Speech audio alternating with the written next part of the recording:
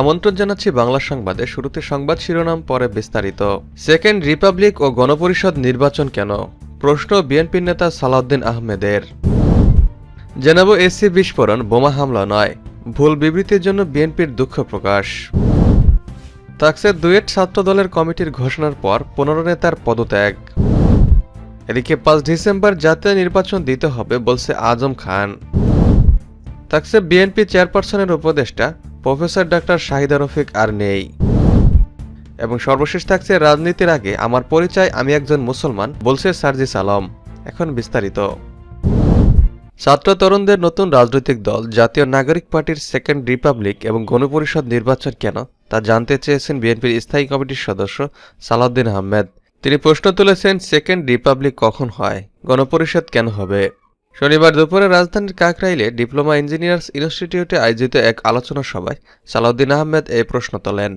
গণতন্ত্র পুনরুদ্ধার সংগ্রামে দেশনেত্রী বেগম খালেদা জিয়া এবং তারেক রহমানের ত্যাগ ও নেতৃত্ব শীর্ষক আলোচনা সভার আয়োজন করে nationalist research foundation. Salauddin Ahmed বলেন, আমি পত্রিকায় দেখলাম জাতীয় নাগরিক পার্টির অন্যতম লক্ষ্য সেকেন্ড রিপাবলিক প্রতিষ্ঠায় গণপরিষদ নির্বাচনের মাধ্যমে নতুন সংবিধান প্রণয়ন। এটা তাদের অন্যতম লক্ষ্য বলেছে। আমি সমালোচনা করতে চাই না। তিনি বলেন, প্রতিটি রাজনৈতিক দলেরই তার নিজস্ব কর্মপন্থা থাকবে, আদর্শ থাকবে, গঠনতন্ত্র এবং ঘোষণাপত্রে এরকম ঘোষণা থাকে।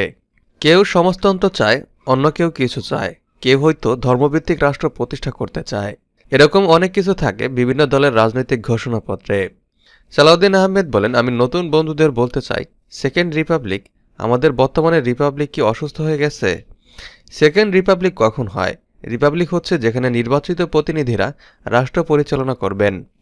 তাদের একটা নমিনাল অথবা ইলেক্টেড হেড দ্য টেস্ট থাকবে। সেটা কি আমাদের নেই? গণপরিষদ কেন হবে? এর মধ্যে তো আরও একটি উদ্দেশ্য আছে। বিএনপির নেতা বলেন, যারা গণপরিষদের বিষয় সামনে আনছে, যারা সেকেন্ড রিপাবলিকের বিষয় সামনে আনছে, হয় তারা বোঝে ও না বুঝেও আমাদের এই রাষ্ট্র ব্যবস্থাকে আরও দীর্ঘায়িত অগণতান্ত্রিক প্রক্রিয়ার মধ্য দিয়ে যাওয়ার ষড়যন্ত্র আছে। স্থানীয় সরকার নির্বাচনের প্রসঙ্গ তুলে সালাউদ্দিন আহমেদ বলেন, যারা জাতীয় নির্বাচনের আগে স্থানীয় সরকার নির্বাচনের কথা বলছে তাদের একটি মতলব আছে। কারণ 5 আগস্টের ছাত্র জনতার অভ্যুত্থানে কি মেম্বার চেয়ারম্যান ইলেকশনের জন্য হয়েছিল? তাহলে তারা কেন শুধু মেম্বার চেয়ারম্যান ইলেকশনের জন্য এই দাবি তুলেছে? এসি বিস্ফোরণ বোমা হামলা নয়, ভুল বিবৃতির জন্য বিএনপির দুঃখ প্রকাশ। বিসিএস প্রশাসন কল্যাণ সমিতির ভবনে দুষ্কৃতকারীদের বোমা হামলায় একজন নিহত, একজন গুরুতর আহত উল্লেখ করে বিএনপি মহাসচিব মির্জা ফখরুল ইসলাম আলমগীরের পক্ষে গণমাধ্যমে যে বিবৃতি এসেছে তা ভুল তথ্যের উপর ভিত্তি করে দেওয়া হয়েছে। শনিবার সন্ধ্যায় দলটির এই বিবৃতির কথা জানানো হয়। এই ভুল বিবৃতির জন্য বিএনপির পক্ষ থেকে দুঃখ প্রকাশও করা হয়েছে। ওই বিবৃতিতে বলা হয়, প্রকৃতপক্ষে যেখানে দুষ্কৃতকারী কর্তৃক কোনো বোমা হামলা সংঘটিত হয়নি, হতাহতের যে ঘটনা ঘটেছে তা এসি বিস্ফোরণে হয়েছে। অনাকাঙ্ক্ষিত ভুল বিবৃতি প্রদানের জন্য বিএনপি দুঃখ প্রকাশ করছে। ডুয়েট ছাত্রদলের কমিটির ঘোষণার পর 15 নেতার পদত্যাগ। ঢাকা প্রকৌশল ও প্রযুক্তি বিশ্ববিদ্যালয় ডুয়েট শাখা ছাত্রদল কমিটির ঘোষণার পরপরই সভাপতি সহ 15 নেতা পদত্যাগ করেছেন। পদত্যাগ করা নেতাদের অভিযোগ, কমিটিতে ছাত্র শিবির, অছাত্র ও ছাত্রলীগকে স্থান দেওয়া হয়েছে। শনিবার রাতে এ কমিটি ঘোষণা করেন কেন্দ্রীয় ছাত্রদলের সভাপতি রাকিবুল ইসলাম রাকিব ও সাধারণ সম্পাদক নাসির উদ্দিন নাসির। এতে আশরাফুল হককে সভাপতি এবং জামিরুল ইসলাম জামিলকে সাধারণ সম্পাদক করে 28 সদস্যের ডুয়েট ছাত্রদলের কমিটি ঘোষণা করা হয়। কমিটিকে 1 মাসের মধ্যে পূর্ণাঙ্গ করে কেন্দ্রীয় দপ্তরে জমা দেওয়ার নির্দেশনা দেওয়া হয়। এই কমিটি ঘোষণার পরপরই নেতারা গণপদত্যাগ করেন। পদত্যাগকারী নেতার অভিযোগ, কমিটিতে যাকে নাসিরউদ্দিন নাসিরকে সাধারণ সম্পাদক করা হয়েছে তিনি ছাত্র শিবিরের অনুপ্রবেশকারী। তার বিষয়ে আগে থেকে কেন্দ্র এবং তাদের সাংগঠনিক টিমকে জানানো হলেও কোনো এক অদৃশ্য কারণে তাকে পদায়ন করেই কমিটি ঘোষণা করা হয়েছে। আদর্শগত ভিন্ন মেরুর হওয়ায় তার সঙ্গে রাজনীতি করা সম্ভব নয়। তারা আরও বলেন, কমিটিতে বিবাহিত এবং অছাত্র আরাফাত হোসেনকে 1 নম্বর সহসভাপতি করা হয়েছে। ইমন মোল্লার বিরুদ্ধে বিগত দিনে ছাত্রলীগের রাজনীতিতে সরাসরি সক্রিয় থাকার প্রমাণ রয়েছে। ছাত্রদলের মতো আদর্শিক সংগঠনের একটি ইউনিট কমিটিতে ছাত্র শিবির, অছাত্র আর ছাত্রলীগের অনুপ্রবেশকারীরা থাকলে সেখানে অন্তত আদর্শের রাজনীতি হতে পারে না। পদত্যাগকারী নেতারা হলেন নতুন কমিটির সহসভাপতি আশরাফুল হক, সহসভাপতি হান্নান আল বান্না, শাহ আলম মিয়া, রফিকুল ইসলাম মিয়া, মোহাম্মদ ইব্রাহিম, শাকিল আহমেদ, মাহমুদুল হাসান, সিনিয়র যুগ্ম সম্পাদক রাকিবুল ইসলাম, সাংগঠনিক সম্পাদক আক্তার হোসেন শিকদার, সহ সাংগঠনিক সম্পাদক আবু সালেম মানিক, দপ্তর সম্পাদক শাহেদ আলম, সাহিত্য প্রকাশনা সম্পাদক মনিরুল ইসলাম, সমাজসেবা সম্পাদক তৌফিক এলাহি, ক্রীড়া সম্পাদক রাকিব হোসেন মজুমদার। 5 ডিসেম্বরে জাতীয় নির্বাচন দিতে হবে বলছে আজম খান। বিএনপির ভাইস চেয়ারম্যান আহমেদ আজম খান বলেছেন, 5 তারিখে স্বৈরাচার বা ফ্যাসিবাদ পতনের দিন। এই দিনটিকে ঐতিহাসিকভাবে সংরক্ষণের জন্য আমি মনে করি 5 সেপ্টেম্বর তফসিল ঘোষণা এবং 5 ডিসেম্বর নির্বাচন দিতে হবে।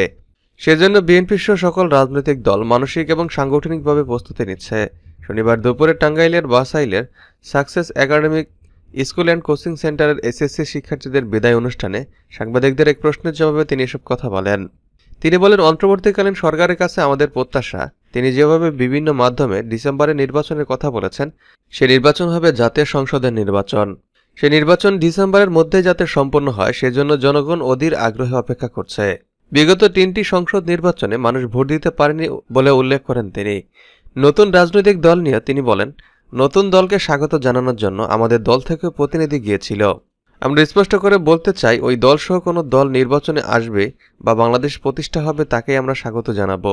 তবে আমরা মনে করি সকল দল একত্র হয়ে আগামী নির্বাচনের জন্য প্রস্তুতি নেবেন। তিনি বলেন, 2-1টি দল নির্বাচনের বিরোধিতা করছে। যারাই সংসদ নির্বাচনের আগে অন্য স্থানীয় নির্বাচনের কথা বলছে, এতেই বোঝা যায় তারা ষড়যন্ত্রের সাথে জড়িত।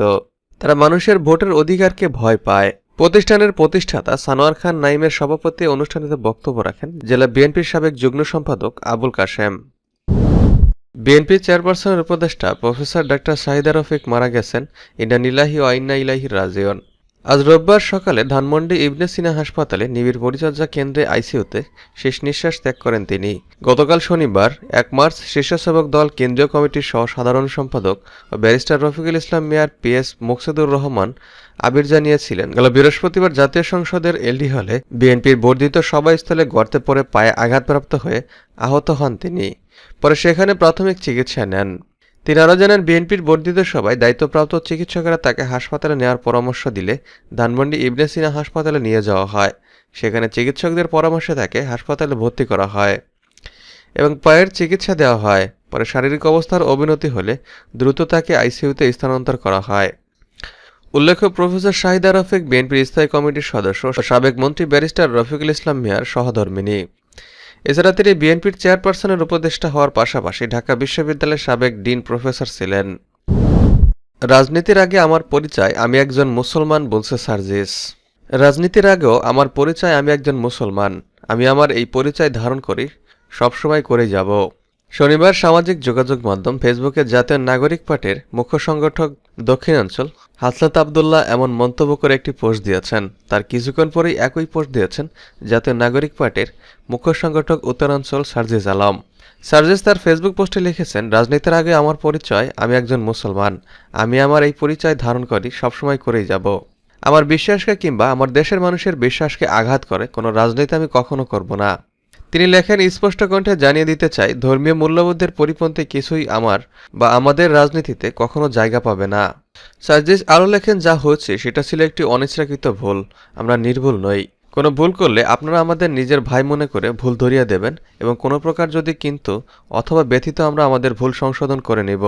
পরিশেষে এই মুখ্য সংগঠক লেখেন, এই সংশোধন করার মানসিকতা আমাদের সবসময় ছিল, আছে, থাকবে ইনশাআল্লাহ।